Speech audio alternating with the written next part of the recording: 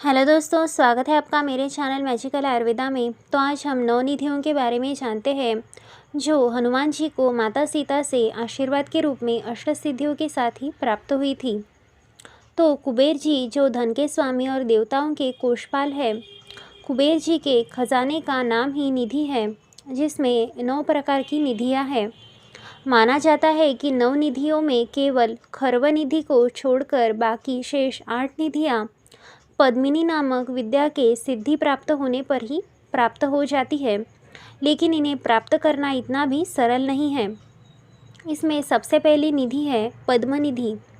तो पद्मनिधि लक्षणों से संपन्न मनुष्य सात्विक आचरण वाला होता है तथा स्वर्ण और चांदी आदि का संचयन करने और दान करने वाला योग्य भी होता है। पद्मनिधि के लक्षणों से संपन्न साधकों की कमाई गई साधन संपदा भी सदाचारपूर्ण होती है। दूसरी निधि है महापद्मनिधि। तो महापद्मनिधि से लक्षित व्यक्ति अपने संचित धन दौलत आदि का उपयोग दान धार्मिक कार्यों में करता है। हालांकि इस निधि का प्रभाव 7 पीढ़ियों तक ही सीमित रहता है। इस निधि से संपन्न व्यक्ति भी दानी और उदार स्वभाव वाला होता है और 7 पीढ़ियों तक सुख ऐश्वर्य भी भोगता है। तीसरी निधि है नील निधि। तो नील निधि से सुशोभित मनुष्य सात्विक गुणों से और तेज से संयुक्त और सत्वगुण प्रधान होता है। ऐसी निधि व्यापार द्वारा ही प्राप्त होती है, इसीलिए इस निधि से संपन्न व्यक्ति में दोनों ही गुणों का प्राबल्य पाया जाता है। उसका वैभव 3 पीढ़ी तक बना रहता है। चौथी निधि है मुकुंद निधि। तो मुकुंद निधि से लक्षित मनुष्य रजोगुण संपन्न होता है, वह सत्ता शासन में रममान रहता है। यह निधि एक पीढ़ी के बाद समाप्त हो जाती है। पांचवी निधि है नंद निधि। तो नंद निधि युक्त व्यक्ति संयुक्त रूप से राजस और तमस गुण वाला होता है, वही कुल का मुख्य आधार होता है।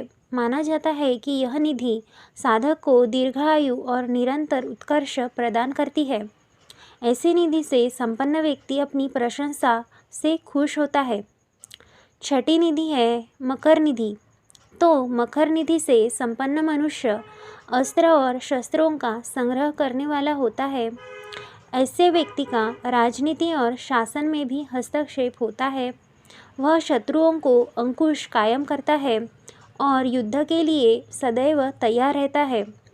इनकी मृत्यु भी अस्त्र शस्त्र द्वारा या किसी अघटित विपदा से ही होती है। सातवीं निधि है कच्छप निधि। तो कच्छप निधि से लक्षित व्यक्ति तमस गुण वाला होता है। कच्छप निधि का साधक अपने संपत्ति को गुप्त रूप से छुपा कर रखता है।